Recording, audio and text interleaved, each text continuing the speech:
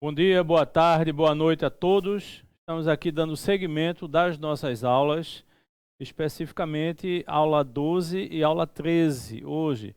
Seguindo aquele esquema que nós estamos fazendo, está dando certo, ok? E vamos avaliar, vamos ver, olha eu aí, tudo bem, tranquilo? Vamos dar o seguimento, como eu falei para vocês, e recebi algumas mensagens em relação à aula anterior, principalmente em relação à orgânica, né? Algumas coisinhas assim que os alunos não tinham estudado. Alguns alunos mandaram mensagem para mim dizendo que nunca tinha dado essa parte de efeitos eletrônicos. Mas é necessário, é importante e é bom que vocês estudem isso, que vocês vejam, que vocês compreendam quais são os efeitos possíveis que pode ter uma cadeia carbônica. E a partir daí vai ficar mais fácil quando a gente estudar as reações. Recebi uma mensagem também de um aluno dizendo: puxa, estequiometria é tão fácil assim. Bem, não é que seja tão fácil assim.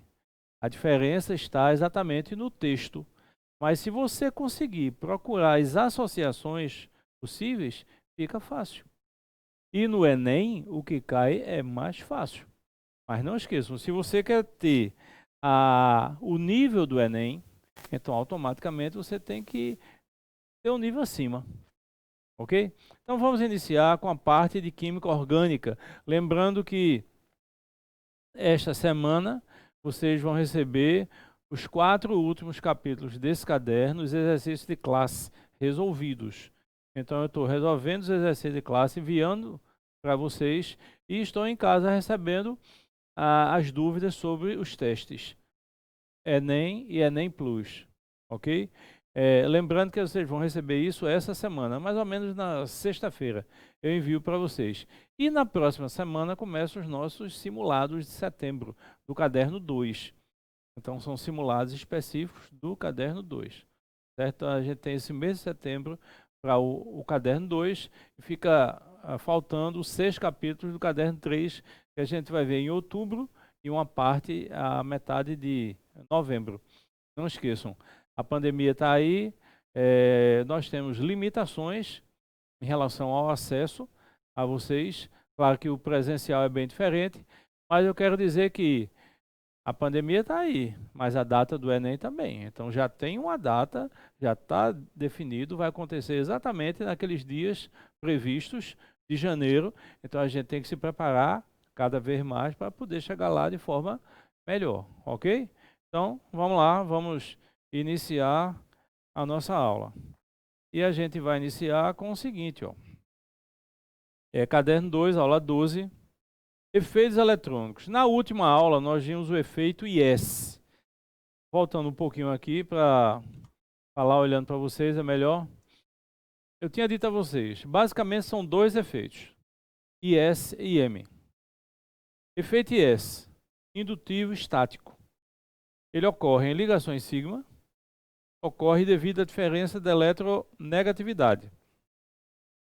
Os radicais negativos, ou seja, os mais eletronegativos, provocam o efeito menos IS, que vai atrair elétrons da cadeia. E os positivos vão empurrar elétrons para a cadeia. Quais os principais negativos? Os halogênios. Então, se você vê numa cadeia flúor, cloro, bromo, iodo, então ele já vai estar provocando o efeito menos IS. Mais forte ou menos forte.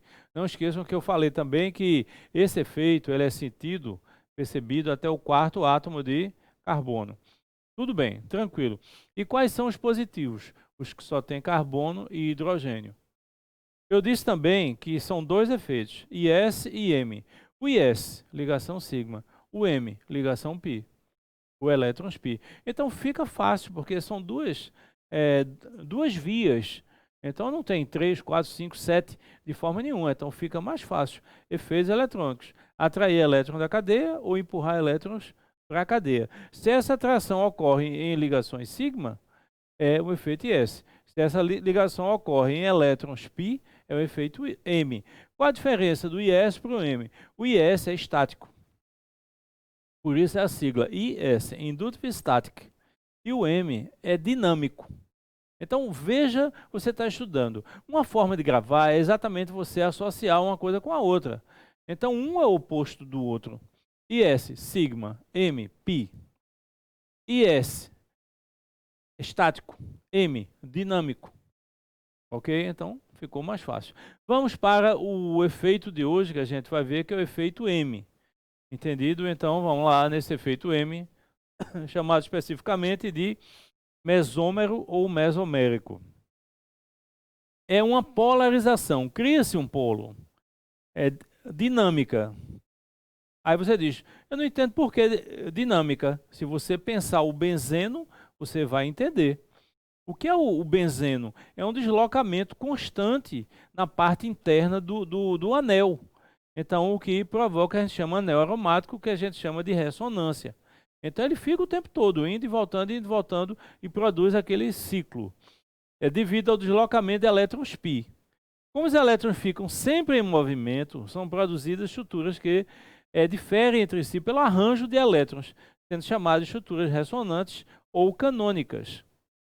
Entendido? O canônico, eu vou explicar a vocês, é exatamente uma alusão ao benzeno. Por quê? Então, olha o desenho aqui, ó. A seta, esse desenho da esquerda, a seta está saltando para o oxigênio e os outros elétrons π vão resgatar esses elétrons que passaram para o oxigênio. Então, a estrutura definiu um lado positivo e outro lado negativo. Então, criou um dipolo. Ok? Vamos lá. Então, não esqueçam, o mesômero tem que ser em elétrons π e é devido ao deslocamento desses elétrons.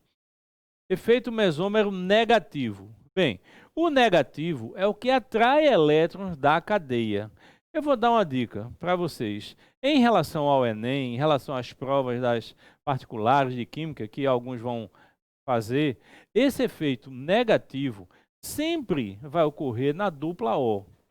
Tem outros casos? Tem. Mas para o Enem isso não é viável. Ok? Ele não usa essas outras formas. Então, veja bem, quais são os radicais que vão atrair elétrons da cadeia como sendo M? Os que têm dupla O, ou na extremidade, ou no centro da cadeia, como esse exemplo aí, uma cetona. Entendido? Então, esse é o efeito menos M. Por quê? Porque o oxigênio é mais eletronegativo. Então, ele é que vai iniciar o processo. Ele é que vai atrair esses elétrons inicialmente. Então já fica essa dica, você vai anotando. Não esqueçam, a essa altura do campeonato é onde você tem essas informações finais, onde daqui a pouco a gente está de cara com o Enem ou com a revisão para o Enem. Vá assistindo aula e anotando.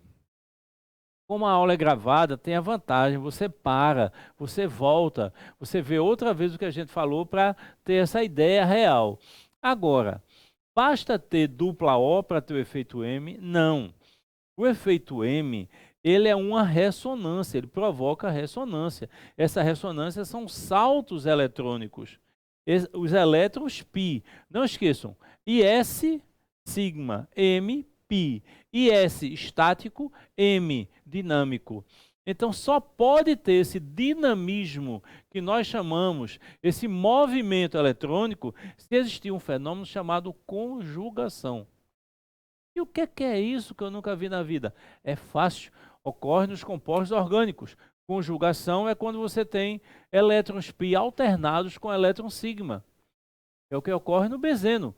Π sigma, π sigma, π sigma. Quando tiver esse efeito, ou numa cadeia cíclica, como o benzeno, ou numa cadeia aberta, automaticamente o que é que vai acontecer? Esses elétrons vão começar a saltar de um para o outro, porque é uma distância curta. Se tem π, sigma, sigma, o efeito não vai acontecer. Porque são duas sigmas juntas, cadê os elétrons π para saltar? Não tem, não existe. Então não vai acontecer. Ok? Então vamos lá explicar outra vez essa estrutura. Aí eu tenho, ó, a cadeia de cima da esquerda.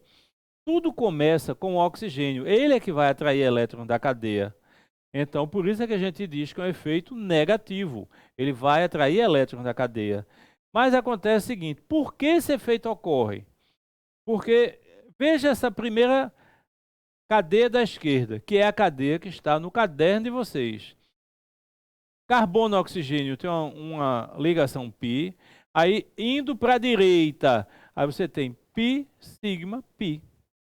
Se você tem isso alternado, uma vez ou várias vezes, então vai acontecer o efeito mesômero. Π sigma, π sigma, π sigma. Enquanto existir isso, ele vai ocorrer esses saltos eletrônicos. E esse salto eletrônico é que produz um polo. Aí observe bem. O elétron π salta para o oxigênio, porque o oxigênio é mais eletronegativo, ele salta. Então o oxigênio ficou negativo e o carbono, por perder elétron, ficou positivo, claro, um lado e outro. Mas acontece que ele está precisando de elétrons. Então quem é que vai salvar esse carbono que está deficiente em elétrons? Os elétrons π, da direita. Então note a seta vindo aqui para baixo, que o elétron saltou para neutralizar aquele carbono que estava positivo. Então tinha uma ligação simples, de repente ele salta, forma dupla. Mas quando ele salta, o carbono ficou deficiente. Então aí cria-se o polo. Aí é que você vai ver a relação do polo. O que é um dipolo? Um fica negativo e outro fica positivo. Então o efeito ele vai produzir uma polarização. Só que esta é uma polarização dinâmica. Aí ele volta.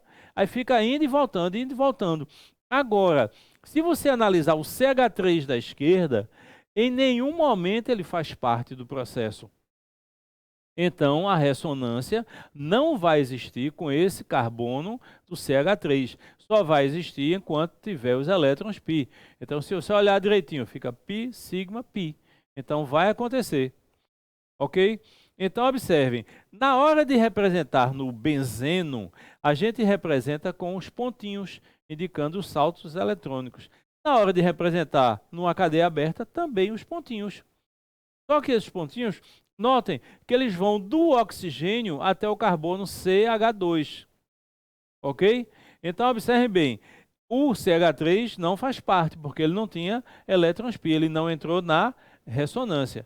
Alguns detalhes importantes. Você nota que, nesse efeito, a seta que separa os compostos é uma seta dupla, e não duas setas, no sentido oposto. Certo? As duas setas no sentido, uma no sentido, outra no outro, representa equilíbrio químico, representa reações reversíveis, processos reversíveis. E aí não, aí essa seta dupla representa apenas uma diferença eletrônica.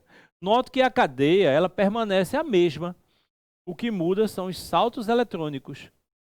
Forma canônica ou ressonante.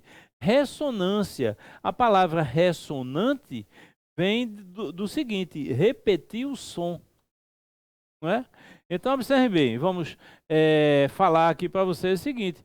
Quando você vai numa caverna, vai num local sem... É uma sala, sem móveis ou coisa assim, que você fala, produz um eco. O que é o eco? É o som... Vai, a onda sonora se choca contra um anteparo e volta. Então isso é o que a gente chama ressonância, repetir o som. Então ele vai repetir esse som, que é usado em química, é usado em outras coisas, até em textos normais. Né? Você poderia dizer, um político X falou para o povo, mas não houve ressonância. Então você pode colocar isso, você pode entender o que é. O que é que está dizendo nesse texto? Se não houve ressonância, não houve resposta. Não voltou. Então você chega na mesma sala que não tinha móveis, de repente você põe os móveis. Aí você fala, só que não tem mais eco. Por que não tem? Porque ele não volta. E por que ele não volta? Porque ele tem muitos anteparos. Ele tem muitos obstáculos. Então quando o som é lançado, ele bate e volta para outro móvel. Aí sai e fica lá, a onda sonora não volta até você, tá certo? Isso é uma ideia, só fazendo uma analogia com a ressonância eletrônica. Formas canônicas. Veja bem, na Igreja Católica, observe bem que o país é um país teoricamente laico, né? Mas observe bem, nada contra as outras. Eu estou dando um exemplo que eles tiveram na época. Na Igreja Católica, os santos são representados por imagens, e geralmente uma auréola aqui em cima, ok? Então, essa auréola, ela foi associada à auréola do benzeno. Por isso é que se chama canônico. Canônico quer dizer santo, santificado. Canonizar alguém, então vai em relação a isso, a tornar santo, ou o caminho para ele se transformar em santo. Entendido? Então, são termos assim, eu gosto de falar, mesmo que não esteja ligado diretamente à química, mas são termos que você, quando ouvir outra vez, você vai ouvir melhor.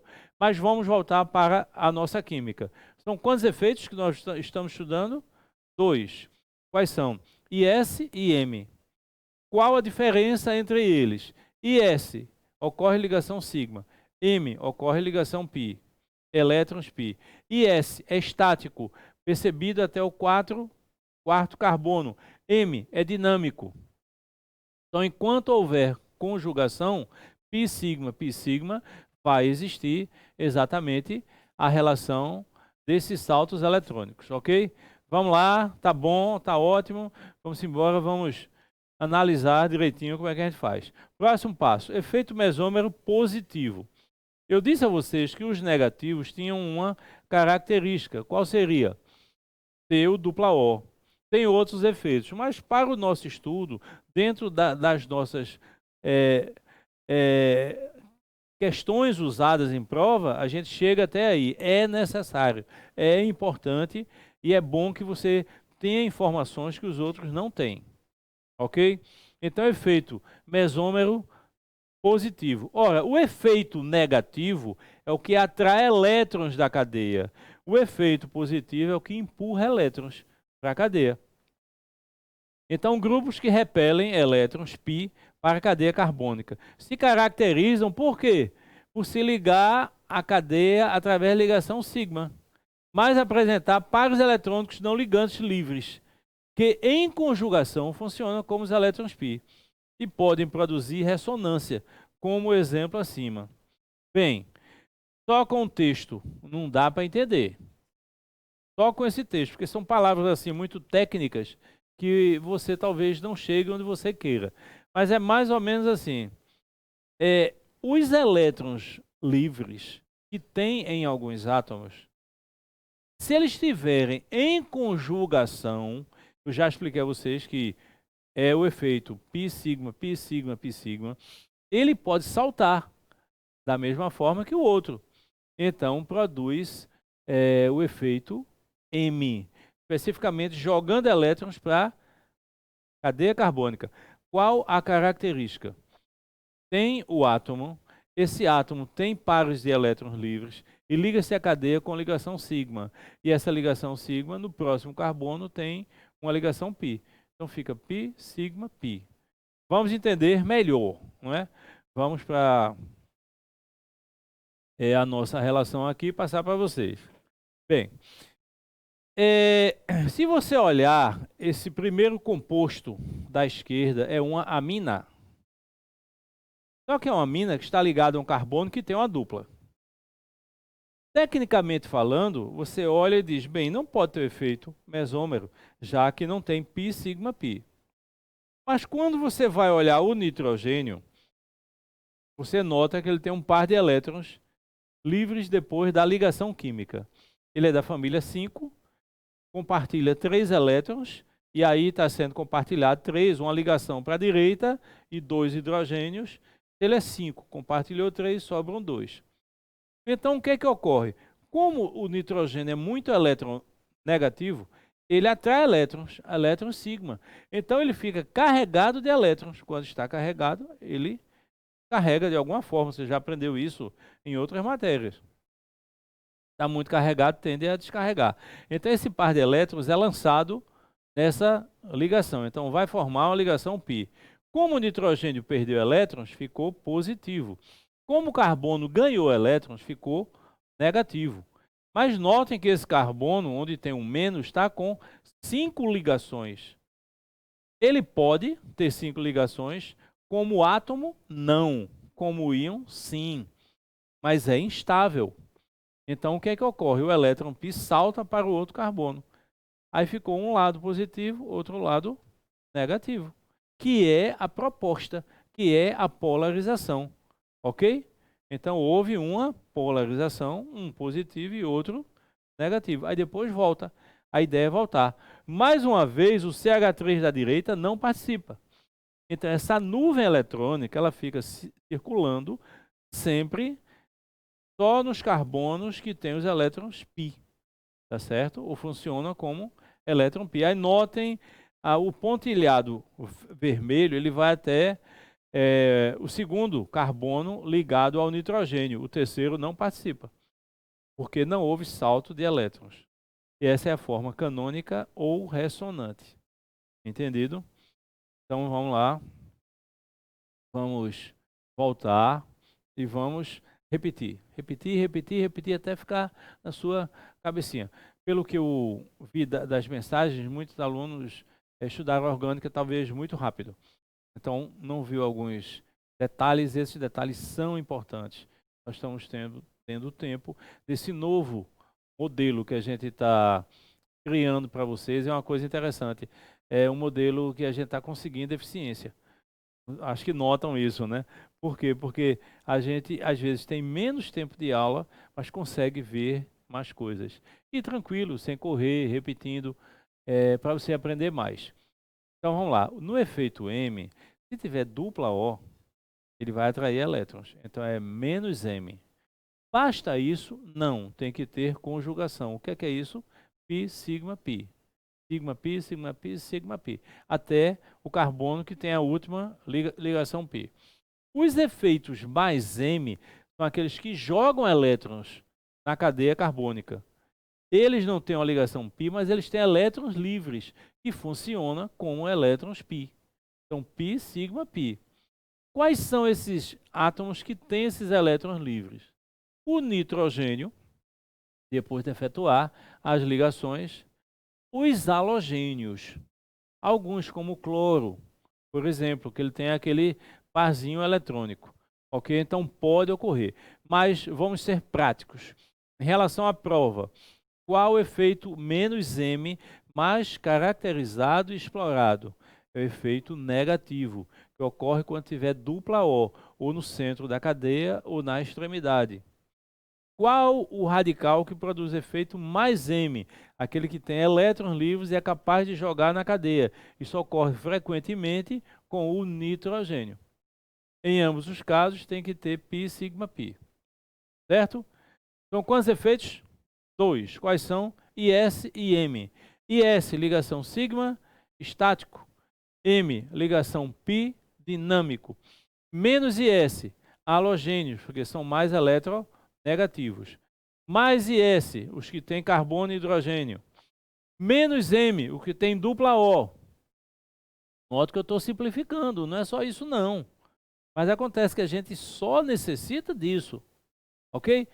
Mais M, o que joga elétrons, principalmente com o quê? Com o nitrogênio.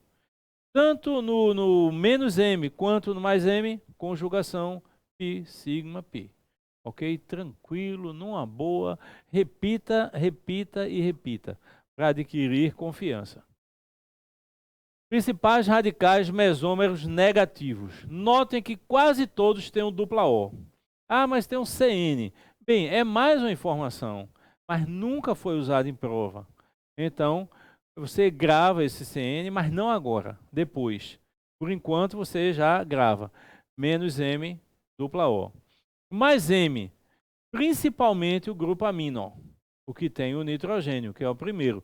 Pode ocorrer com hidróxido, pode ocorrer com alcóxido, pode acontecer com os halogênios. Qual o mais comum? Amino ou amina, nas aminas, e com o cloro. Okay? Os halogênios podem apresentar efeito menos IS mais M. No caso das duas possibilidades, ganham o efeito menos IS, pela eletronegatividade. Por isso é que eles não colocam no efeito mais M. Nunca, numa prova, eu vi ele colocar esse efeito mais M. Por quê? Porque tem a possibilidade de dois efeitos. Então você grava efeito menos M, dupla O. Efeito mais M, nitrogênio. Tá bom demais. As fórmulas intermediárias que mostram o movimento de carga são chamadas de canônicas ou ressonantes, como a gente falou. Bem, forma canônica ou ressonante. Olha o benzeno aí, ó. Dá para notar esse deslocamento de elétrons. Então ele vai deslocando, olha as setinhas. Então ele muda de posição, mas continua se deslocando. Dá para notar a seta dupla, caracterizando ressonância. Não esqueçam, a seta dupla é quando não houve a formação de novas substâncias, e sim e apenas o deslocamento de elétrons. Forma canônica ou ressonante. O benzeno e os elétrons se deslocando internamente. Tranquilo, ótimo. Lembrou de ressonância, lembra do benzeno. Aí entende tudo. Bem, surge uma pergunta, né? Para que estudar esses efeitos? A pergunta é exatamente essa.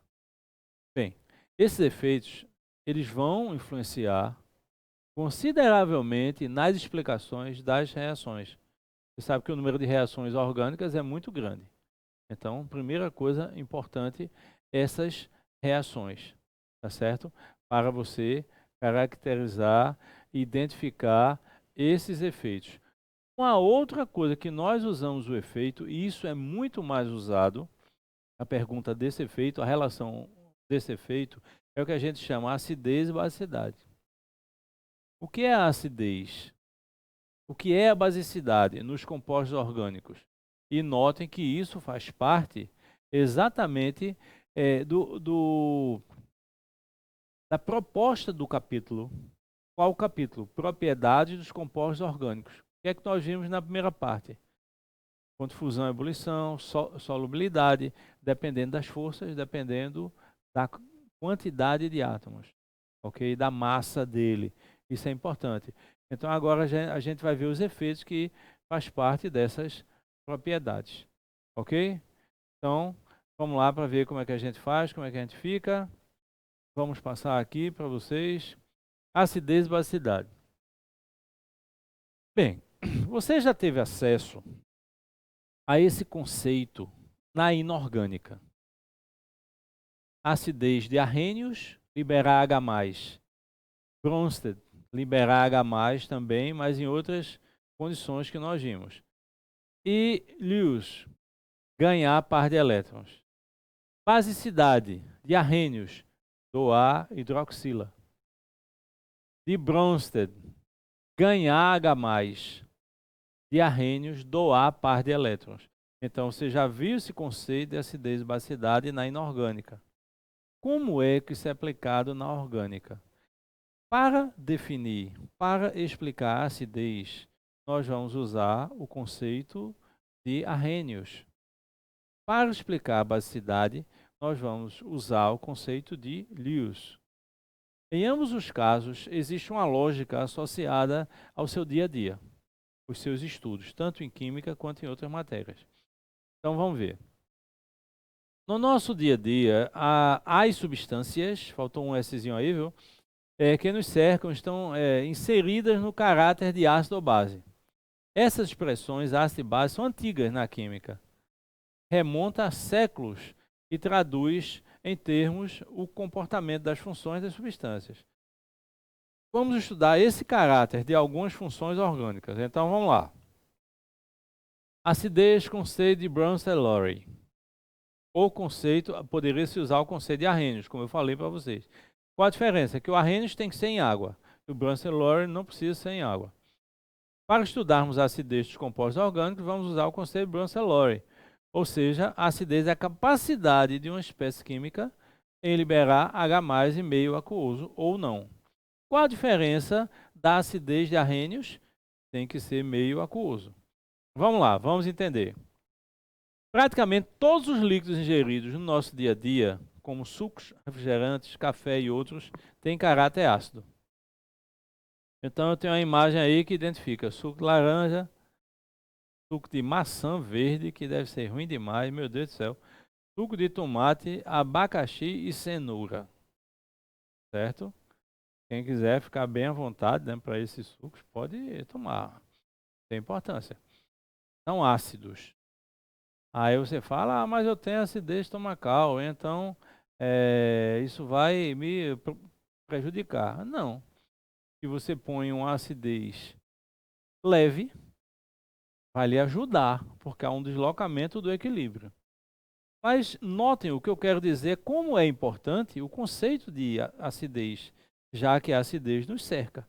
Desde o instante que a gente acorda, vai dormir, esses líquidos ingeridos, inclusive a água, tem caráter ácido.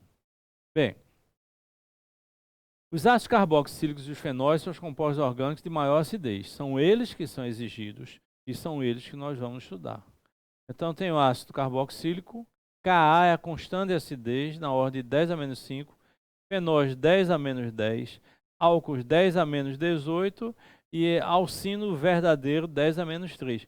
Então, note que os dois últimos é uma acidez praticamente nula, é praticamente neutro, tá certo?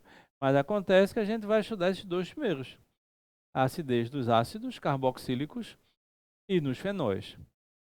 Já sabe que está associado com a liberação de H+. Então vamos ver, acidez nos ácidos carboxílicos alifáticos.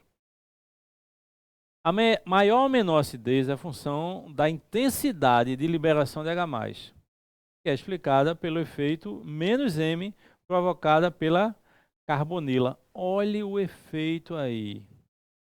Veja como vai ficar mais fácil para mim explicar a vocês a acidez, porque você já tem acesso a esse efeito.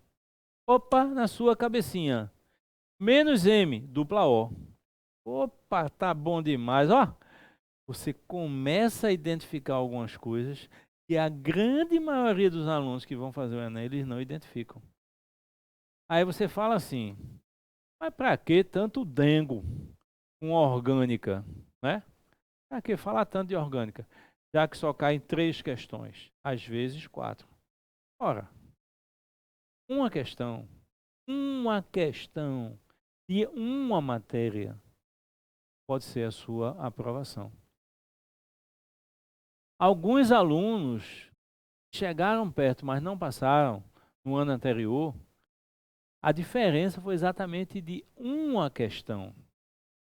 Porque essa uma questão, dependendo de ser fácil, mediano ou difícil, o peso para a prova, às vezes, é alto. Então, modifica consideravelmente a nota. Então, nós não devemos brigar por algumas questões. Nós devemos lutar por todas. Então, você tendo essa visão teórica do que está acontecendo, é muito melhor. E é o que eu falo para vocês. Acreditem que vocês podem acertar as 15 questões de química. Acreditem nisso. Mesmo remoto, mesmo com essas aulas gravadas, que não tem nem comparação da aula presencial, né? Eu não vou dizer aqui é igual a presencial, não. O assunto é o mesmo, talvez a explicação é a mesma, mas a diferença está exatamente nesse intercâmbio, ok? Mesmo assim, vão estudando. Se a gente conseguir estudar isso tudo, e se a gente conseguir fazer uma revisão do jeito que eu estou imaginando, correspondendo a 2 meses de revisão, automaticamente a gente tem condição de acertar as 15 questões. E é claro, é óbvio, que quando chegar no fim, além de ensinar química, além de ensinar a fazer questões, eu vou ensinar você a fazer prova. Como fazer melhor a prova, como ter um rendimento melhor. Aguardem e vamos ver. Então vamos lá. Eu comecei a falar exatamente pela importância do efeito mesômero, né? Para a gente entender, para a gente explicar isso. Então vamos passar adiante. Olhe como faz. Vamos ver o primeiro composto lá em cima. Isso é de um ácido carboxílico. Opa, tem dupla O. Se tem dupla O, tem uma tendência de saltar. O par eletrônico, né, que está carbono, oxigênio, salta para o oxigênio, ficando um íon. Então ele ficou negativo.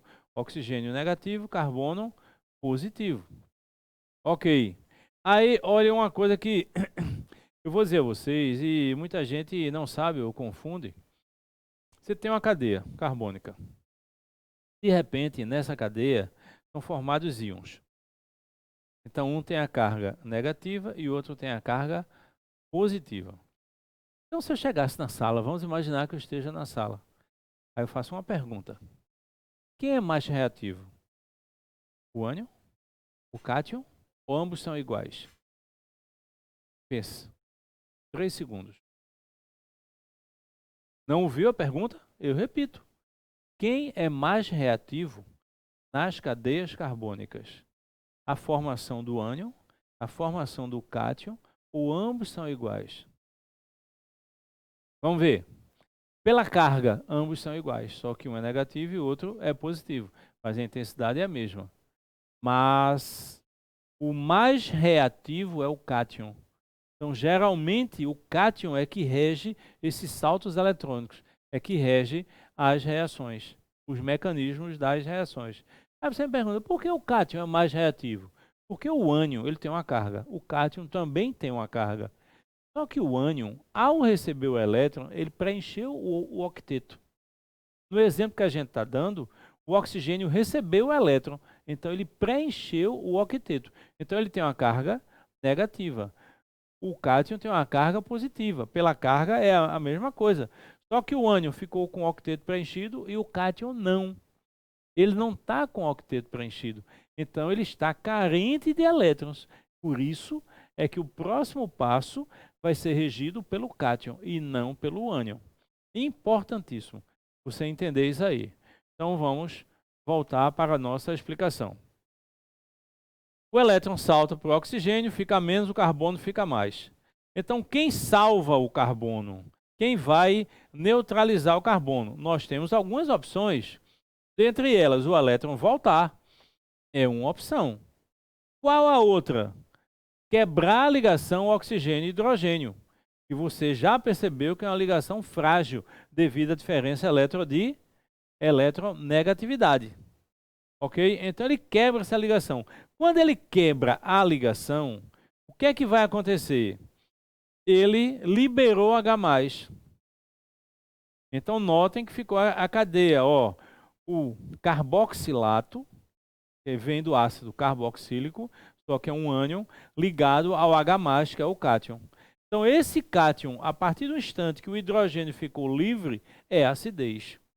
Se for em água, é acidez no conceito de Arrhenius. Se for no solvente qualquer, é acidez no conceito de Bronsted. Mas o que é acidez? É essa liberação de H+. Agora, primeiro detalhe que você deve observar, não é mais uma seta dupla, são duas setas. Por quê? Porque muda a estrutura de um para outro. Vejam o que é que eu tinha no começo, vejam o que é que eu tenho no fim. Claro que esses dois aí são os intermediários. A partir do instante que o hidrogênio se libertou da cadeia, ele formou novas estruturas. Então tem sentido essas duas setas caracterizando o equilíbrio, o deslocamento, tá certo? De equilíbrio, tá certo? Caracterizando reações reversíveis. E ele vai e volta. Só que tem um detalhe importantíssimo. Veja bem, uma das formas de aprender é você responder perguntas. E perguntas que são feitas a você mesmo. Você faz a pergunta a você. Então você chega assim, quando você está em dúvida, faz, ora, por que é assim? Por que foi desse jeito e não foi de outro? Então é uma pergunta que você pode fazer. Quando chega nessa terceira cadeia, há uma quebra indicada ali com a setinha pontilhada, ok? Isso aí não tem no caderno, você copia essa parte final, pode copiar depois, não tem importância, ou parar a gravação e copiar. Quem rege essa quebra é o carbono.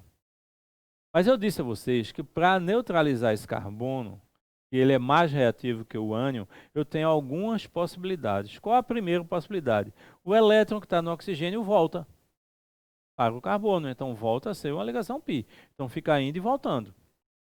Segunda possibilidade, quebrar a ligação oxigênio-hidrogênio, liberando H+, verdadeiro.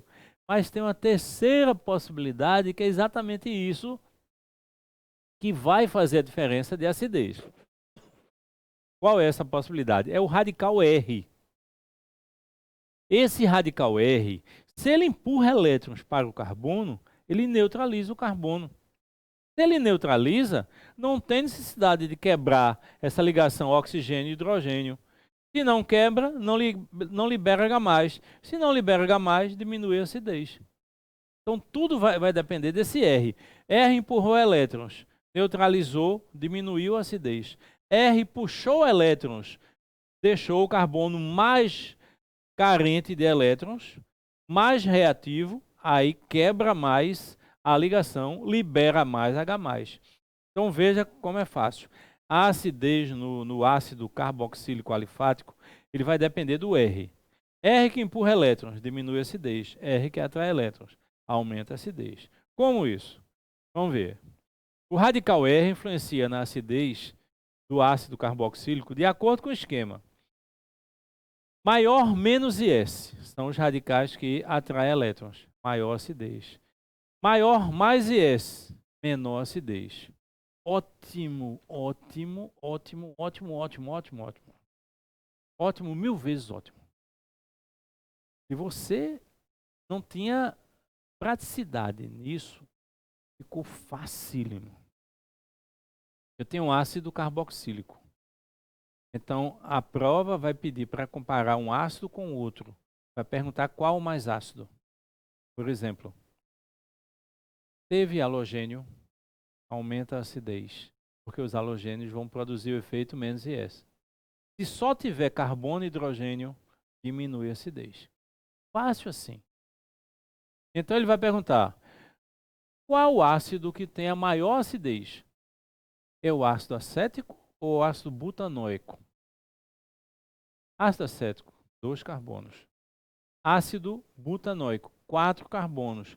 Quanto mais carbonos, menor acidez. Então já fechou, já matou essa questão, tá certo? Já viu assim de forma bem simples. Vamos imaginar que eu tenho a pergunta: quem é mais ácido? O ácido acético ou o ácido cloroacético? Resposta: cloroacético, porque o halogênio atrai elétrons do carbono, deixando ele mais deficiente e justificando a quebra da ligação oxigênio-hidrogênio e a liberação de H+. Então vamos lá. Quanto mais carbonos e maior o número de ramificações, menos ácido. Quanto mais halogênios e mais próximo, mais ácido. Claro que o halogênio depende da força. Por exemplo, quem é mais ácido? O cloroacético ou o fluoacético? Resposta: fluoacético. Por quê? Porque o fluo é mais eletronegativo do que o cloro. Ok? Estudem assim, anotando e perguntando. Anotando e perguntando. Perguntando a você mesmo. Ok? Então, vamos lá para ver como é que a gente faz isso. Vamos seguir. Qual dos dois ácidos abaixo é o mais ácido? Por quê? Ora, no caderno tem isso. Foi que você respondeu. O número 1 é mais ácido. Por quê? Note que a estrutura do ácido 1 é idêntica do ácido 2. O que é que muda? No segundo carbono, que é o carbono alfa, no primeiro tem o cloro, no segundo tem o CH3. Mais halogênios e mais próximos, maior acidez. Mais carbonos, menor acidez. Então a acidez do 1 é maior do que a acidez do 2, porque tem o cloro um halogênio. Certo? Agora eu vou fazer uma pergunta. Qual o nome desse composto 1 e qual o nome do composto 2? Pensem. Vamos lá. Composto 1, ácido 2-cloro-propanoico. Pode ser chamado também de ácido alfa-cloro-propanoico. A cadeia principal tem 3 carbonos. Composto 2, ácido 2-metil-propanoico. Ou então alfa, eu já expliquei a vocês, alfa, beta e gama, é após o carbono do grupo carboxílico, alfa-metil-propanoico. Ok? Outro nome para o 2, ácido isobutanoico. Olha o iso aí, CH3, CH3 na extremidade. Então, em relação à acidez, 1 é maior do que 2. Muito bom isso. Repitam e gostem. Gostem do que estão estudando. Isso ajuda muito. Acidez nos ácidos aromáticos. Os ácidos carboxílicos, quando eles são aromáticos, eles tendem a apresentar a carboxila ligada diretamente ao anel aromático. Ora, o que é que tem no anel aromático? Ressonância. Desta forma, a ligação dupla da carbonila, ela forma conjugação com as duplas do anel aromático. Entretanto, a ressonância é diminuindo a acidez. É entrando em ressonância e diminuindo a acidez. Então, podemos afirmar que, em geral, os ácidos alifáticos têm maior acidez do que os ácidos aromáticos.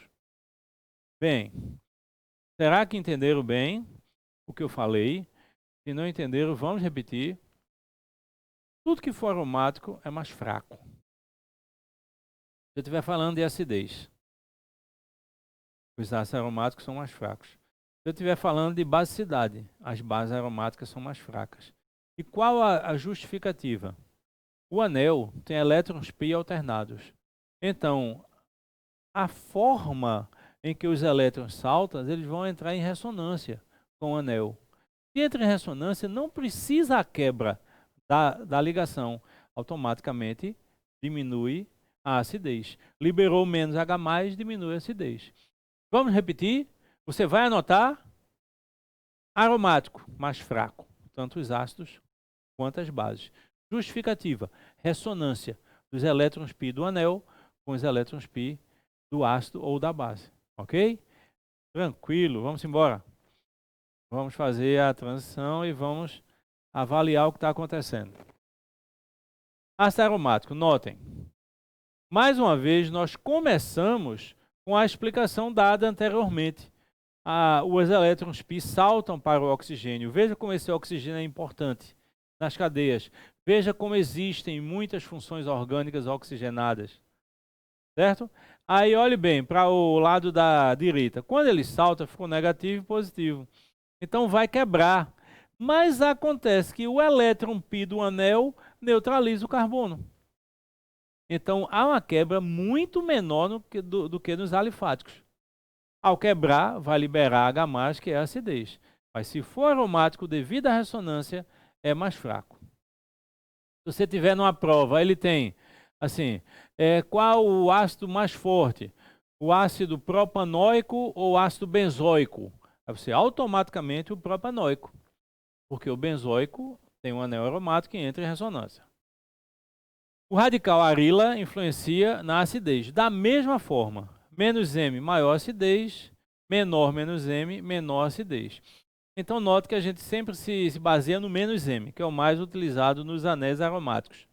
Mas o que é mais importante para você? Se você está assistindo aula e escrevendo, mais uma vez eu digo a vocês, anotem. Os efeitos negativos, tá certo? Sempre eles aumentam a acidez. Os efeitos positivos diminuem a acidez.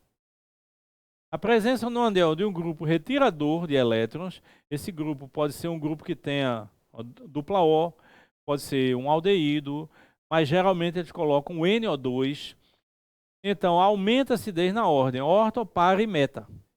Então, para os ácidos aromáticos, o orto é maior do que o para, que é maior do que o meta.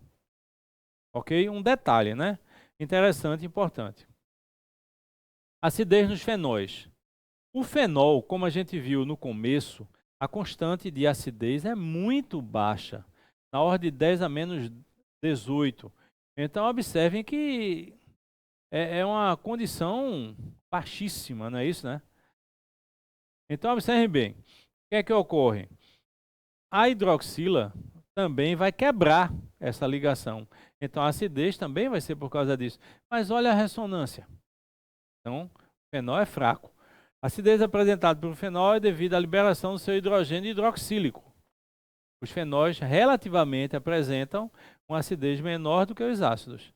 Então, na ordem da química orgânica, a acidez seria maior ácidos carboxílicos alifáticos, depois ácidos carboxílicos aromáticos, depois os fenóis, são os mais fracos. Olha aí, ó, a quebra da ligação, que nós já vimos que a justificativa é essa. Então, ficou o menos com oxigênio e liberou mais, H+. Só que, o que é que vai acontecer aí? Essa liberação, às vezes, essa quebra, não tem necessidade por causa do anel aromático. Então, no anel aromático dos fenóis, para, orto e meta, se eu tenho um grupo retirador de elétrons. Então, o para sempre é maior do que o meta, que é maior que o orto. Não tentem gravar isso agora, que você não vai conseguir nesse instante. Aí você tenta repetir. Ácidos aromáticos, OPM, orto, para e meta. Fenóis, POM, para, orto e meta. Ok? Vamos lá? Tranquilo? Basicidade. Bem, vamos lá, vamos ver como é que a gente faz. Veja, a acidez está ligada diretamente ao conceito de liberar H+. A basicidade, a gente vai usar o conceito de Lewis, ou seja, pares eletrônicos. Então, qual o átomo que ao se ligar fica com um par, e esse par, de acordo com o que esteja ligado, pode ser libertado ou não? É o nitrogênio. Então, a basicidade nos compostos orgânicos, ela ocorre de forma muito mais acentuada no nitrogênio. E você vê isso no seu dia a dia, quando você estuda os aminoácidos e diz que o aminoácido tem um caráter anfótero, é porque ele tem um caráter ácido devido ao radical carboxílico e um caráter básico devido ao grupo amino. Ok? Então, vamos identificar, caracterizar como é que funciona isso, essa basicidade. No nosso estudo de basicidade, tá certo? Compostos orgânicos é um conceito de Lewis, ou seja, doar o par de elétrons. Tá certo? Então, seja basicidade, capacidade, espécie, doar o par de elétrons em meio aquoso ou não, já que é Lewis. Então, nota esse par e olha a seta aí, indicando que ele está saltando, né? As bases orgânicas mais importantes são as aminas, tendo as aminas não aromáticas, alifáticas, um caráter básico mais acentuado do que a amônia. O contrário ocorre com as aminas aromáticas. Mais uma vez, foi aromático, é mais fraco. Por que a basicidade? Por causa da disponibilidade desse par de elétrons. Vamos ver como é que fica? Bases alifáticas. As bases orgânicas alifáticas são as bases relativamente mais fortes. Quanto maior a disponibilidade do par de elétrons, maior será a basicidade. Então, notem que basicidade é doar esse par de elétrons. Então, o R agora vai ter um efeito oposto à acidez. Como? Na acidez, a acidez era aumentada quando você atraía elétrons, porque deixava o carbono mais deficiente em elétrons e quebrava a ligação, liberando H+. Agora, a maior basicidade é se o radical empurrar elétrons para a cadeia. Então, note que é o oposto. Radicais negativos aumentam a acidez, radicais positivos aumentam a basicidade. Mas eu acho que você está entendendo. Ali tem um par de elétrons, vê o radical, quer dizer, ele quer sair, mas tem que ter uma razão para isso. Aí o radical empurra, aí ele salta de acordo com o meio que esteja ocorrendo a reação. Radical vai influenciar, como eu falei para vocês, menos IS, menor basicidade, mais IS, maior basicidade. Então, vamos retornar, vamos ver quais os efeitos que aumentam a acidez, os negativos, menos IS, menos M. Quais os efeitos que aumentam a basicidade? Os positivos, carbono e hidrogênio. Então, quanto mais carbono e hidrogênio tiver, maior a basicidade, menor a acidez. Quanto mais halogênios e mais próximos, maior a acidez, menor a basicidade. Ficou fácil, ó, que legal, puxa vida. Vamos lá? Vamos seguir? Trimetilamina, que é uma amina terciária, é fraca em relação às outras aminas, por causa do efeito de impedimento estéril provocado pelos radicais. Bem, eu queria falar, e você olhando essa figura. Vamos imaginar que os elétrons do nitrogênio sejam essa simulação de orbital em azul. E aqui eu tenho 3 radicais presos a ele.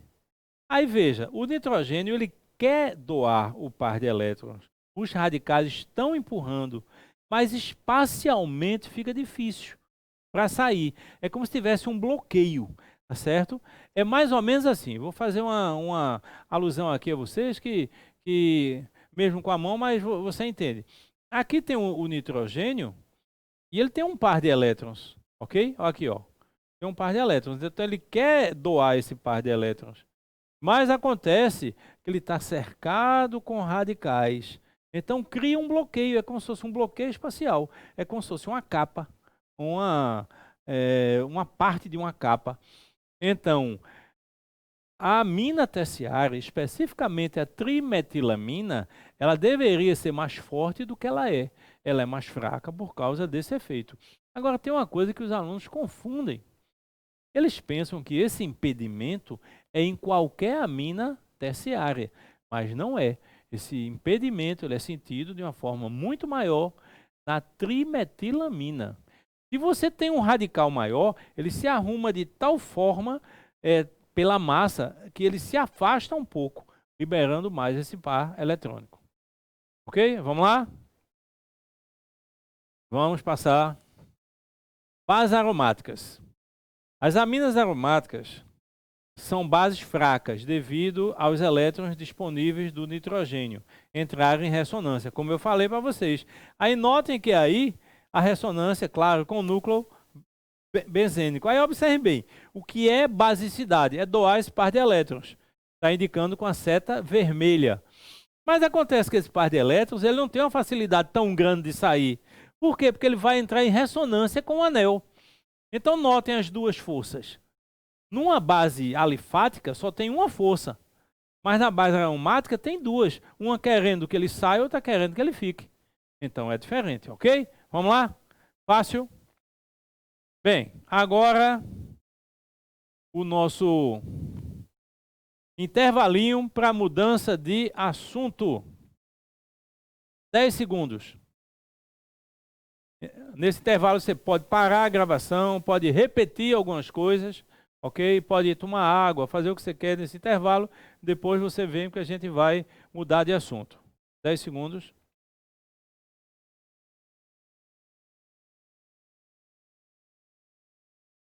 Bem, vamos lá. Espero que vocês tenham fixado bem essa parte de propriedade dos compostos orgânicos. Eu vou dar um conselho. Estudem mais uma vez, leiam mais uma vez. Aí você vai vendo o caderno. Teve uma dúvida, anota. Aí vai para o vídeo, repete a dúvida, a aula na dúvida que você tem. Então essa é uma forma de aprender. Ah, mas não entendeu ainda? Manda uma mensagem, eu respondo. Estou respondendo as mensagens, ó. Eita, tá evoluindo, então não? Tudo bem, passei um tempo aí sem responder, mas estou respondendo.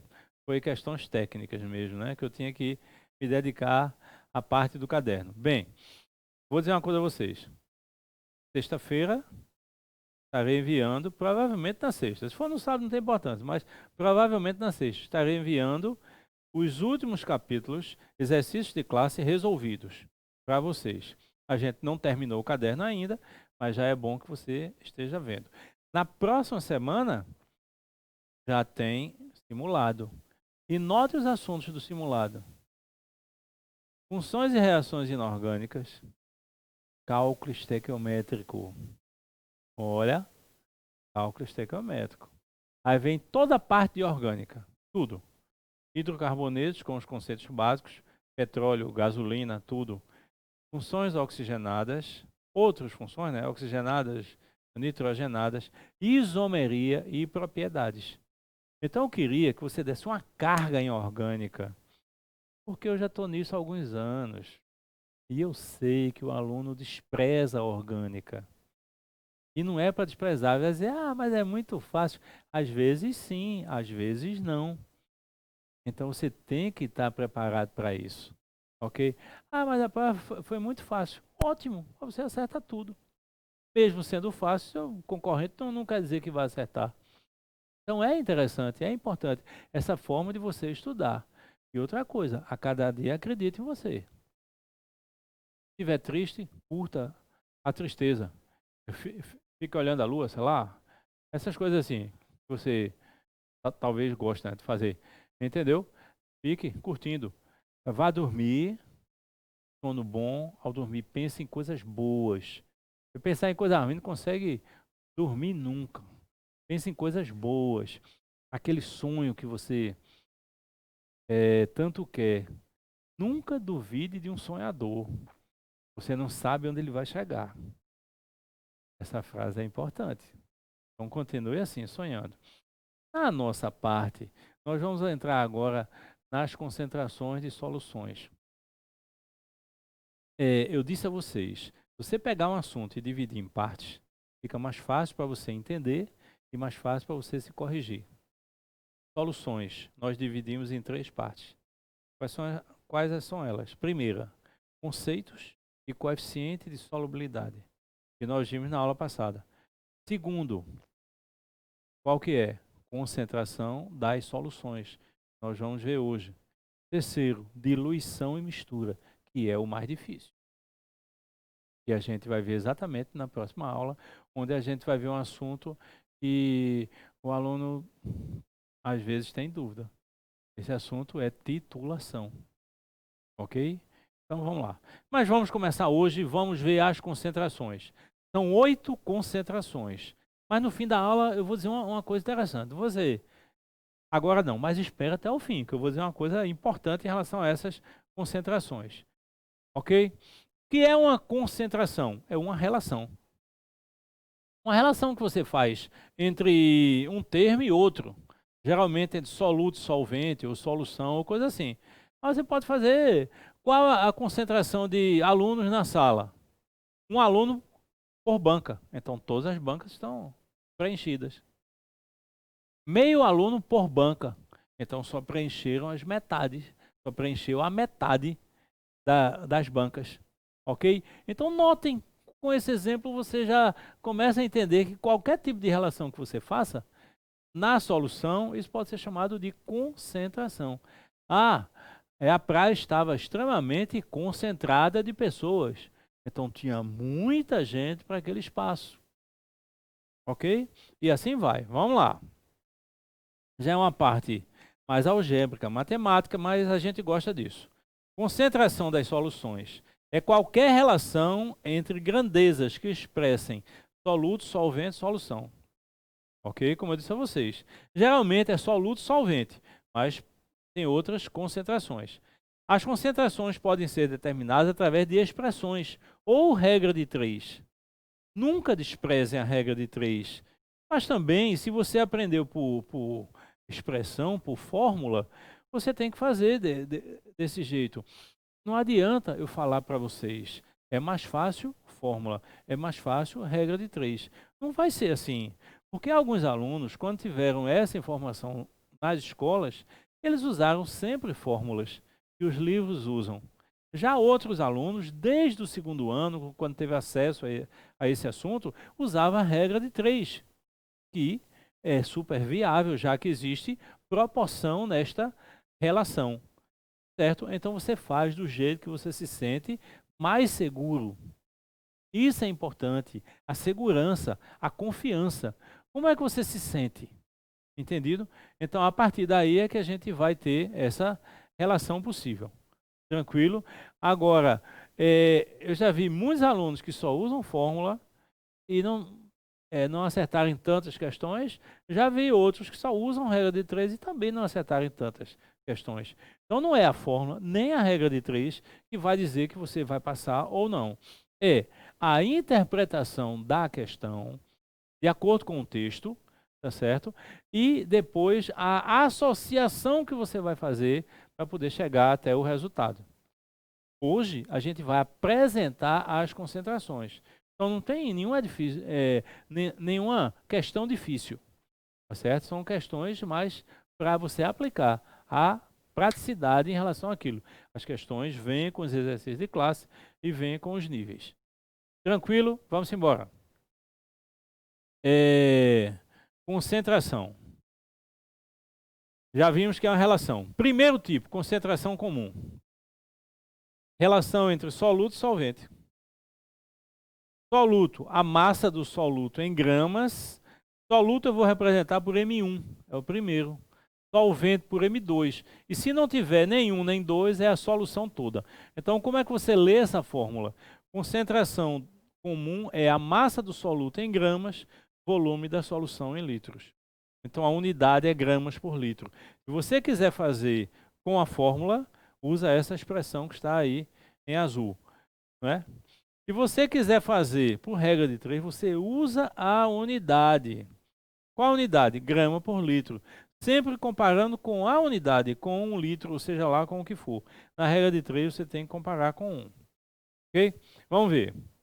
Olha o exemplo. E como eu disse a vocês, eu apresento, faço exemplo. Coisas bem básicas para você apenas fixar essas concentrações. Uma solução apresenta concentração comum, igual a 40 gramas por litro de ácido nítrico em água. Qual o volume dessa solução que contém 800 miligramas de soluto? Dados. Concentração comum, 40 gramas por litro. Massa do soluto, 800 miligramas, que corresponde a quanto? 0,8 gramas. E você vai ter que transformar em grama para grama? Vai. Claro. Por quê? Porque o conceito diz que a massa do soluto em gramas, volume da solução em litros. Bem, vamos fazer com a fórmula do lado esquerdo, com a regra de 3 do lado direito. Eu faço das duas formas para você não ficar sentindo falta de alguma delas. Concentração comum. Massa do soluto, volume em litros. Então eu isolo V. Ele quer saber o volume. Então o volume estava dividindo, ficou lá do lado esquerdo. E a concentração estava em cima, passou para baixo. Então o volume vai ser massa do soluto pela concentração. Bem, qual a massa do soluto? 0,8. Qual a concentração?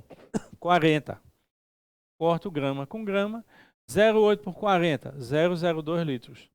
Ou seja, 20 mililitros. Você pode dar a resposta em mililitros ou em litros. Depende de uma questão, se ela for ABCDE, vai indicar qual a unidade que você queira.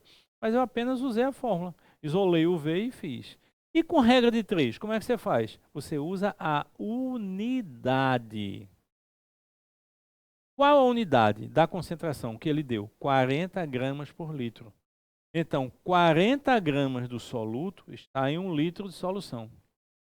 É por litro. Então, em 1 litro. Quanto eu tenho do soluto? 0,8 gramas. Vai estar em X.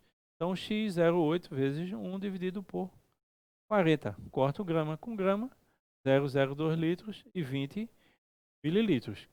É sempre simples assim? Não. Eu estou apresentando para vocês. Então, você vai dizer, o mais fácil é a regra de 3. O mais fácil é a fórmula. Você é que vai definir. A minha função é fazer os dois. Ensinar das duas formas.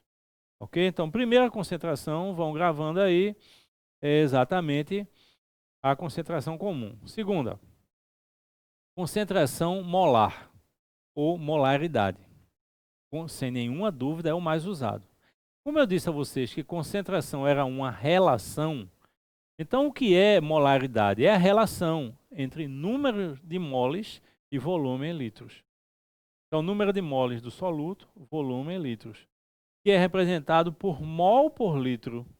Esse mol do soluto e esse litro da solução, que nós chamamos molar. Então, eu pergunto a vocês, vamos aqui perguntar, olhando para você. O que é uma solução 0,3 molar? Aqui tem 0,3 mol do soluto em 1 litro de solução. O que é uma solução 4,7 molar? 4,7 moles do soluto em 1 litro de solução. Então, sempre assim, tá certo? Então, isso facilita quando você quiser fazer com regra de 3, ok? Agora, observe uma coisa aí importante. Essa expressão, a primeira, é a expressão que rege tudo. Mas eu pergunto, o que é número de moles?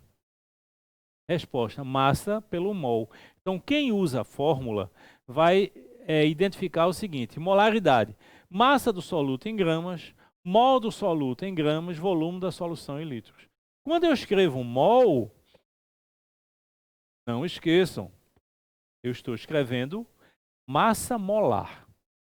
Então, preste atenção em molaridade, que é importante. Exemplo, qual a massa de ácido carbônico necessária para preparar 250 ml de solução 0,3 molar desse ácido? Então, agora você já entende, ó, o que é 0,3 molar? 0,3 mol em 1 litro. Dados. Ácido carbônico, H2CO3. Geralmente ele dá, mas você já aprendeu funções, então você pode identificar. Mol ou massa molar, 62. Oxigênio é 16 vezes 3, 48. mais 12 do carbono, 60, mais 2 do hidrogênio, 62. Volume dado, 250 ml, que é 0,25 litros. E a molaridade, 0,3. Usando a fórmula, molaridade, massa do soluto, mol do soluto, vezes o volume em litros. Ele quer saber qual a massa do ácido, então a massa do soluto. Então, eu isolei M1. Ao isolar M1, mol 1 e volume estava dividindo, passou multiplicando. Então, ficou molaridade vezes o mol vezes o volume. Qual a molaridade? 0,3. Qual a massa molar? 62. Qual o volume? 0,25. Conta simples, 4,65 gramas. Simples, tá certo? Quem usa a fórmula, em algumas escolas se usa a fórmula desde o segundo ano. Então, tá aí como você pode fazer. Ah, mas eu gosto de regra de 3, então faça o que gosta. Se você gosta de dobradinha, coma, é bom demais. Cuscuz, coma. Como é uma coisa que não gosta? Então faça do jeito que você gosta, porque você se sente mais seguro. Regra de 3, nesse caso, a gente vai fazer 2 regras de 3. Por quê? Porque eu disse a vocês que a gente tinha que usar a unidade. E a unidade fala em mol. Então, inicialmente, eu acho o número de moles. Como? Qual a unidade que ele deu? 0,3 molar. O que é 0,3 molar? 0,3 mol é 1 litro. Mas eu não tenho 1 litro. Eu tenho 250 ml, que é 0,25 litros. Então, fiz a regra de 3, N 0,3 vezes 0,25 por 1. Então, o número de moles, 0,075 mol. Então, agora eu vou para a segunda regra de 3. Como ele pede a massa, eu tenho que associar com a massa molar. 1 mol desse ácido, que é o ácido carbônico, corresponde a 62 gramas. 0,075 mol corresponde a M. Então, o que é M? 0,75 vezes 62, 4,65 gramas. A resposta é a mesma, claro. A forma de fazer é diferente. Por que eu precisei de 2 regras de 3? Para achar o número de moles inicialmente, para depois achar a massa. Com a prática, você pode fazer isso às vezes diretamente. Como? Não é 0,3 mol? Então 0,3 vezes 62. Então você poderia fazer 0,3 vezes 62 está para 1 litro, M está para 0,25. Ficaria a mesma coisa. Mas por enquanto, entendam por que essas 2 regras de 3. Ok? Vamos lá, tá bom. Título. Opa. O que a gente viu até agora? Nós vimos concentração comum e nós vimos molaridade. São 2 importantíssimos. Agora a gente vai ver o título. O título é mais uma relação de número, porque o título ele é adimensional. Primeira coisa, não confunda título com titulação. Título é uma forma de concentração.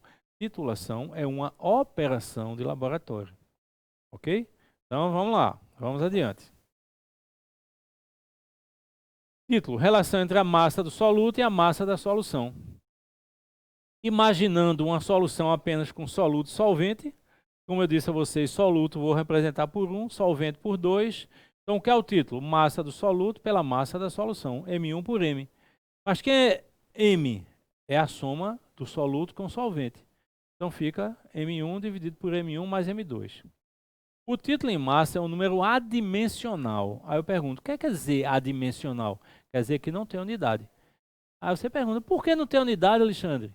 Bem, o que é que tem no numerador? A massa em gramas. O que é que tem no denominador? A massa em gramas. Então você corta grama com grama, fica só o número.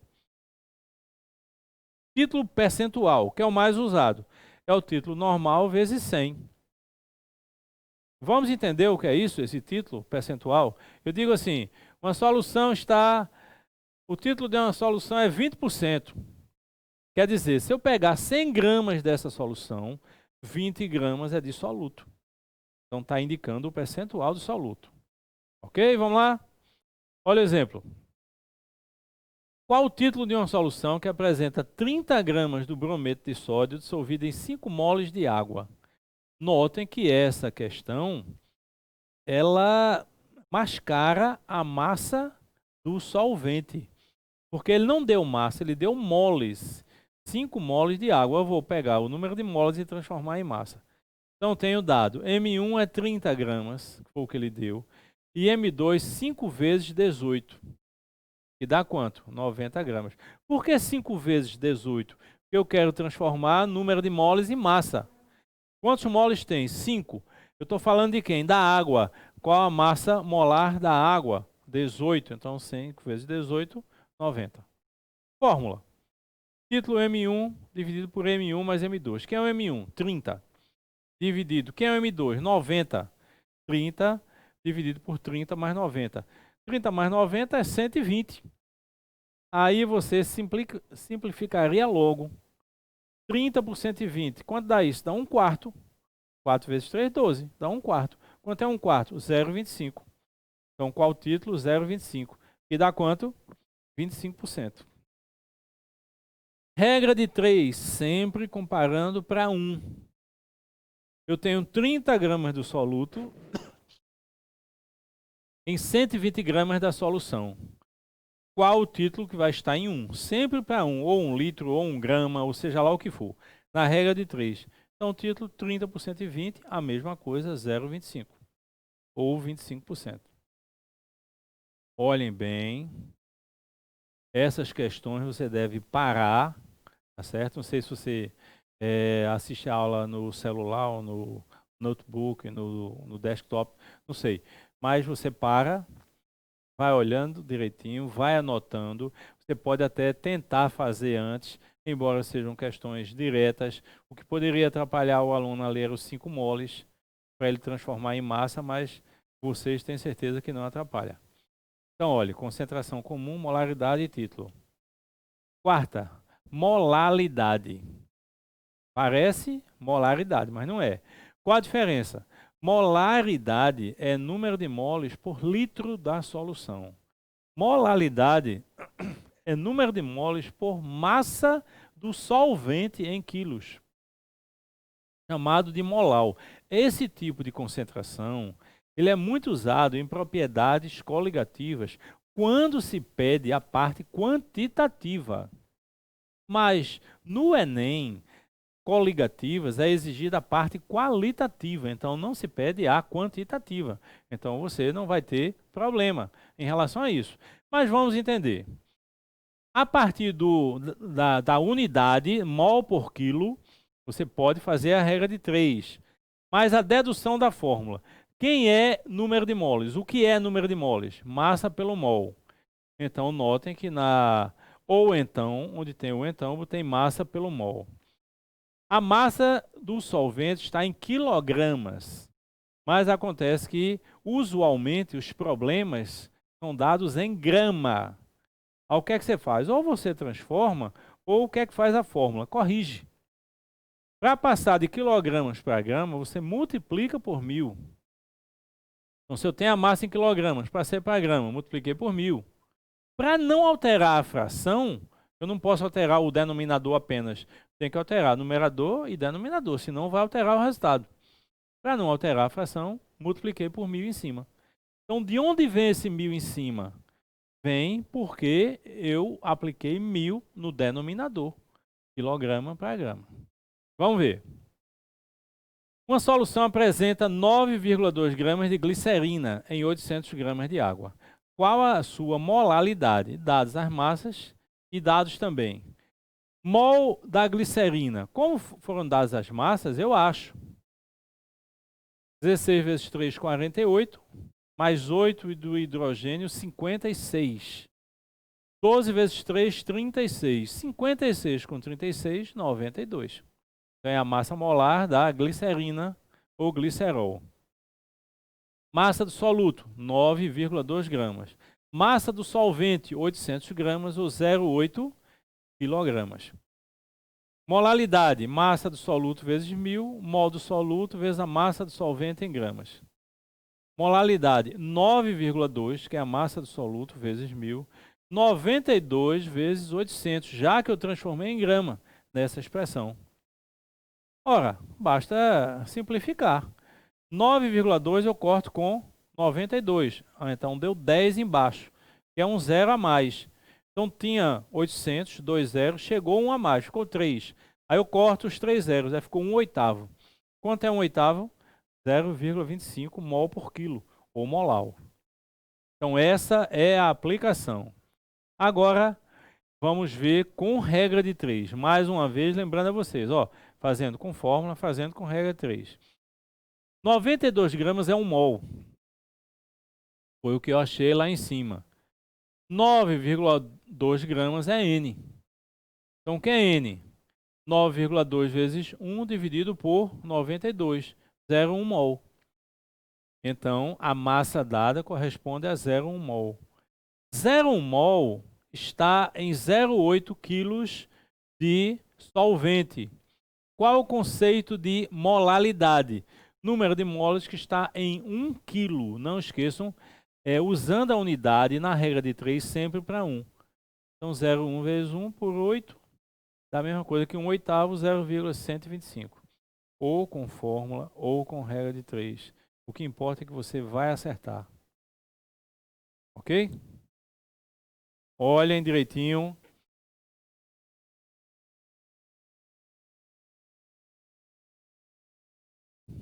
Bem, essas concentrações, elas têm que ser treinadas, e muito bem treinadas, e frequentemente treinadas, porque o aluno esquece. São 8 concentrações. Então, você tem que ter o conhecimento de todas, para numa leitura, numa linguagem utilizada, a questão, você não ter dificuldade, não ter problema, ok? Para a gente chegar lá. Então, vamos seguir, vamos para a próxima etapa, que é mais uma concentração. Essas 3 próximas concentrações, elas não usam fórmula, ela usa só a regra de 3, porque é uma relação existente. Então, observe aí uma coisa interessante e veja o seguinte: percentual massa-volume. Indica o percentual em massa em 100 ml de solução. Então, é um percentual normal. Você tem que saber usar o percentual. Seja lá em que for, você está em matemática, está em física, está em química, está em geografia, está em história. Mas esse percentual você tem que saber ler. É quanto está em 100. 100 o quê? Depende. Por exemplo, nesse caso aí é 100 ml. Poderia ser 100 gramas, então seria percentual massa-massa. Aí é massa-volume, que é o mais utilizado. Uma solução apresenta percentual massa-volume igual a 30%. Qual a massa desse soluto em 5 litros de solução? O que é que foi dado? 30% massa-volume. Qual o volume que ele quer analisar? 5 litros. 5 litros corresponde a quanto? 5.000 mililitros. E por que é que eu tenho que passar para ml? Porque o conceito de percentual é em relação a 100 ml. Então, 30%, 30 gramas de soluto em 100 ml. Qual a massa do soluto que vai estar em 5.000 ml? Super fácil. Então, quem é o X? 30 vezes 5.000 dividido por 100. 1.500 gramas. Notem que nós não utilizamos fórmula direto. A essa altura, você pode estar pensando assim: puxa, eu estudava soluções, tinha tantas questões difíceis. E tem. Nós estamos apresentando as concentrações, mas essa dificuldade, como eu falei para vocês, ela ocorre exatamente como o texto é dado, como ele se apresenta. Entendeu?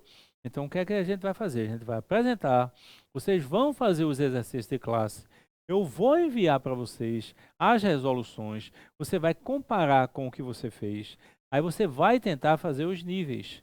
Tá certo? O primeiro nível é Enem, questões Enem, e o outro é Enem Plus. Notem o seguinte: não terminamos soluções.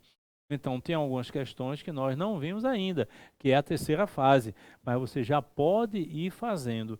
Estuda em Química para puxar sua nota em Natureza. Ok? Ciências da Natureza. Vamos lá.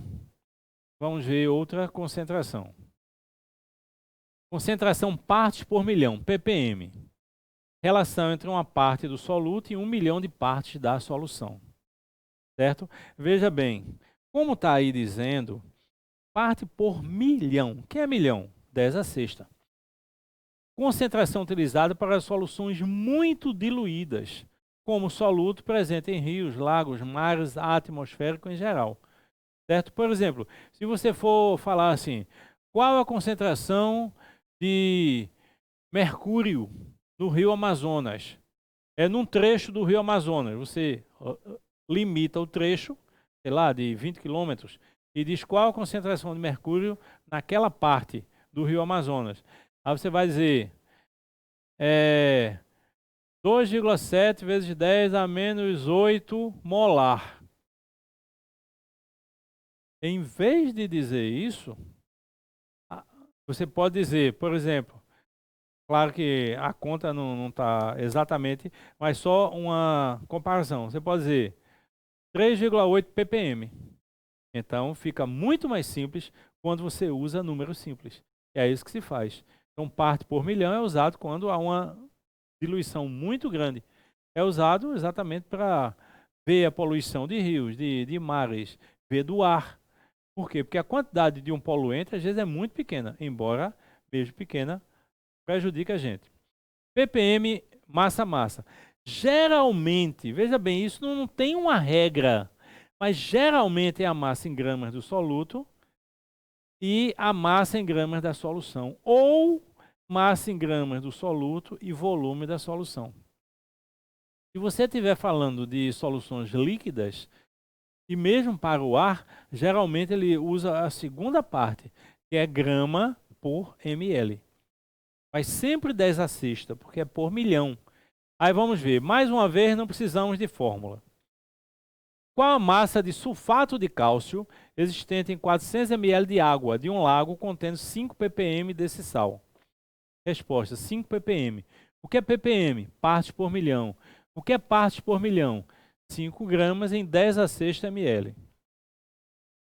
Quanto vai estar em 400 ml? Ok, exatamente o que ele pede. Então esse x, 5 vezes 400 por 10 a sexta.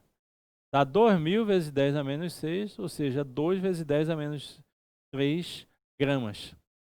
Então, qual a massa de sulfato de cálcio existente em 400 ml de água? Ou seja, quase meio litro de água. Olha a quantidade que você tem.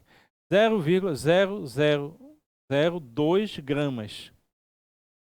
Então, uma quantidade mínima. Se é uma quantidade muito pequena, uma concentração muito pequena, você pode usar o ppm.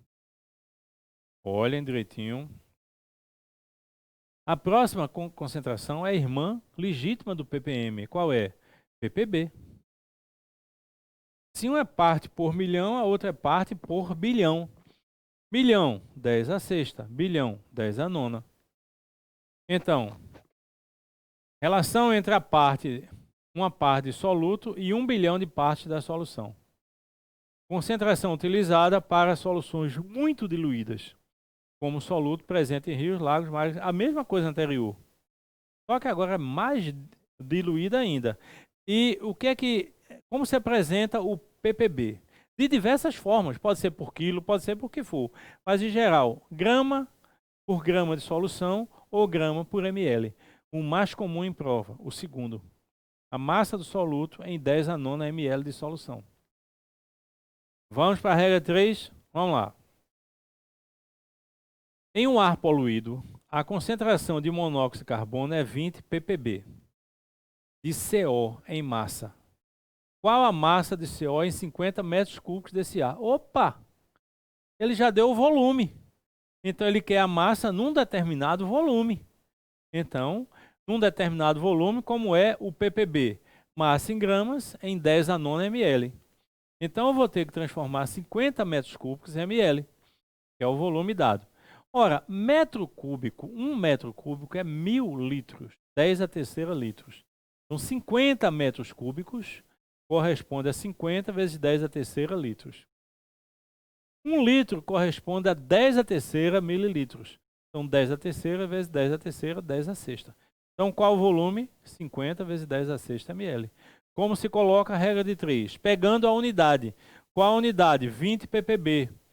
20 gramas em 10 a nona ml. Se fosse ppm, 10 a sexta ml. Qual a massa em 50 vezes 10 a sexta ml? Ou seja, 50 metros cúbicos é muita água, viu? É como se fosse uma piscina. Não uma piscina olímpica, mas uma piscina do seu apartamento. Aí você mora no apartamento e tem uma piscina. Se ela não for tão pequena, porque tem piscinas às vezes muito pequena, mas se ela não for tão pequena, por exemplo, 9 por 5 e uma profundidade razoável, né, 1,80 m ou coisa assim, aí você tem aproximadamente isso, 50 metros cúbicos. Então é uma quantidade de água considerável. E qual a resposta? 20, 50, 10 a sexta por 10 a nona. 20 vezes 50 dá 1.000.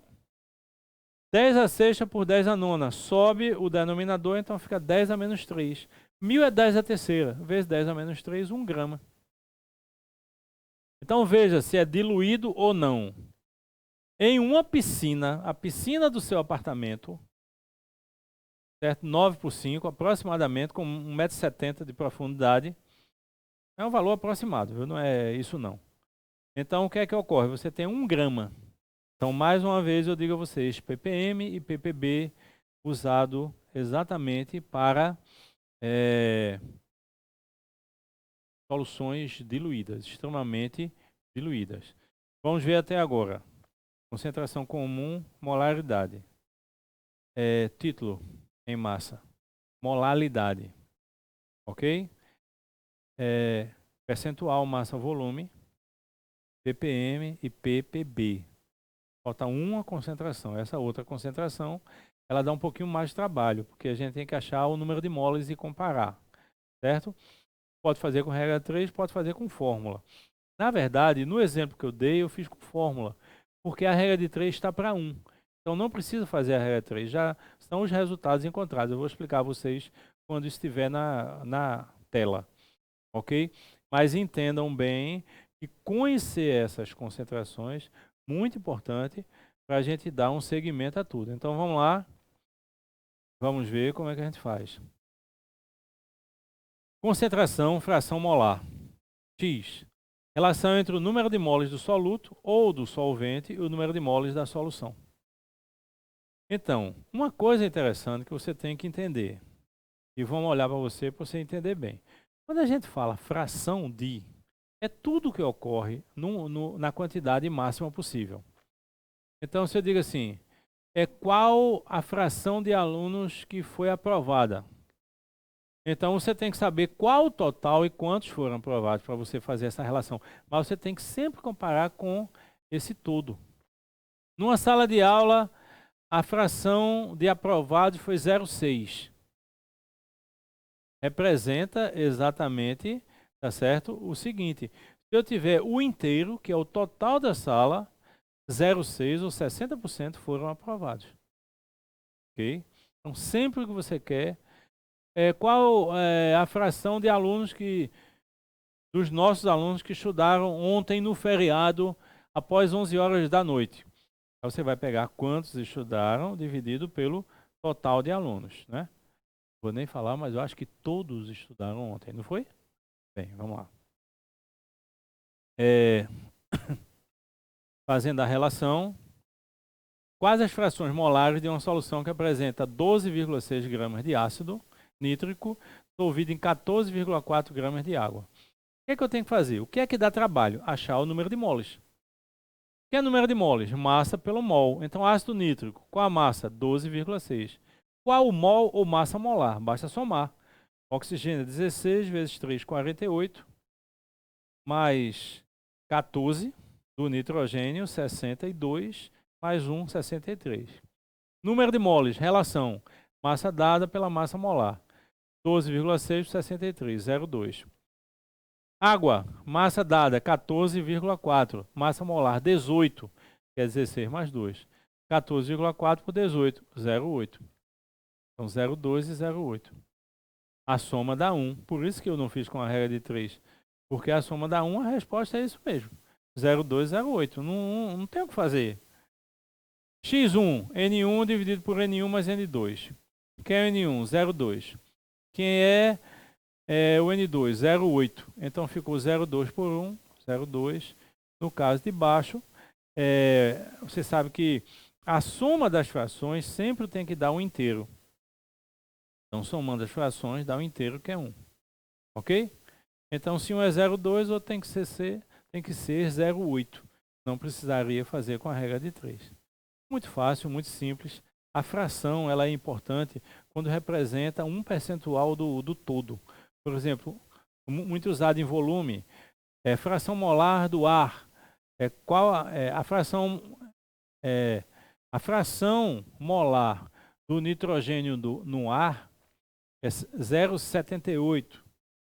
Então, você vai ter 0,78 do total. Isso em relação à pressão, por exemplo, não é? Então, você vai ter em relação ao total. Mas sempre em relação ao conjunto máximo. Bem, antes de ver isso, eu quero dizer o seguinte. Não tenham preconceito com fórmula, nem com regra de 3. Use o que você acha melhor. Mas, às vezes, tem algumas coisinhas, pequenas coisas, que se você memorizar, vai lhe ajudar. Não esqueçam que a proposta de um mapa mental é ajudar você na memorização. Não quer dizer que você memorizando vai acertar ou não, mas ajuda muito. Então tem uma expressãozinha que a gente usa que transforma uma unidade em outra. E às vezes é mais rápido do que fazer toda a concentração. Não esqueçam que no Enem o tempo é fundamental para você tirar uma nota acima de 800 pontos, que é o que você quer. Tá certo? Então, observem bem. A gente vai ver só uma expressão que eu pediria que mesmo quem faz com regra de 3, se puder gravar, grava que fica melhor. E a gente vai usar onde? Na terceira parte, que é a mais difícil. Diluição, mistura, titulação. Por quê? Porque às vezes ele dá uma solução com um tipo de concentração e a outra com outro tipo. Então você tem que transformar para ficar num tipo só, para você fazer e ir adiante. Então vamos ver essa relação aí. Relação entre concentrações. Como é que você grava?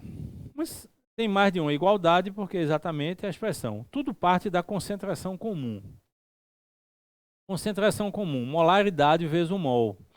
Então você grava da seguinte forma: molaridade está relacionado com mol. Então sempre ao lado de molaridade está um mol. Densidade percentual. Então, esse M grande representa a molaridade, esse mol1 representa a massa molar do soluto. T representa a densidade da solução e ali o percentual do soluto na solução. Concentração comum é molaridade mol, densidade percentual 10. Claro que existe uma dedução para isso, mas nós não vamos deduzir porque não precisa.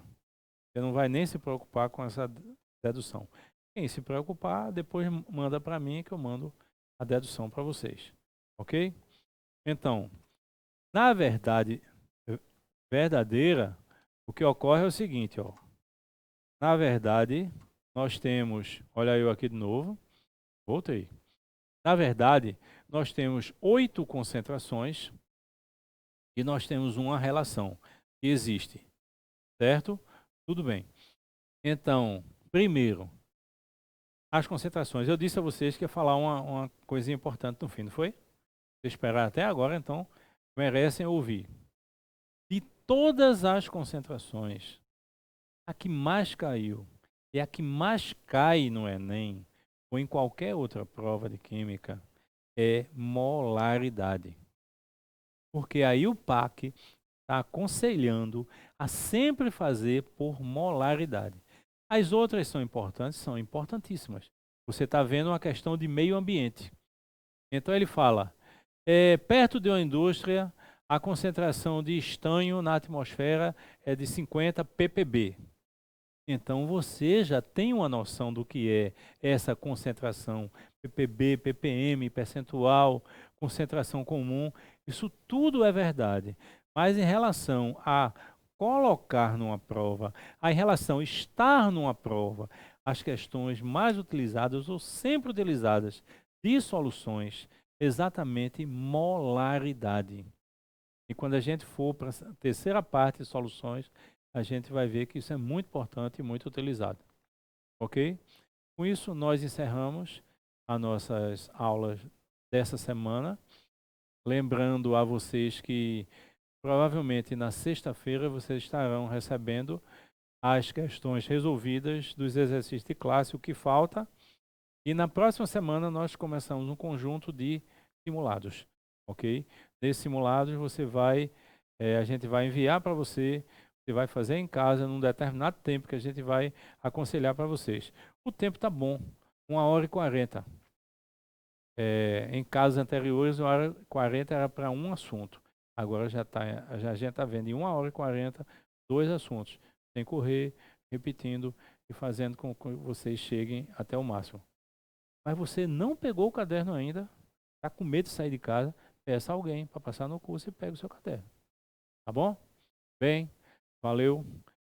Um beijo no coração de vocês e muita paz para todos.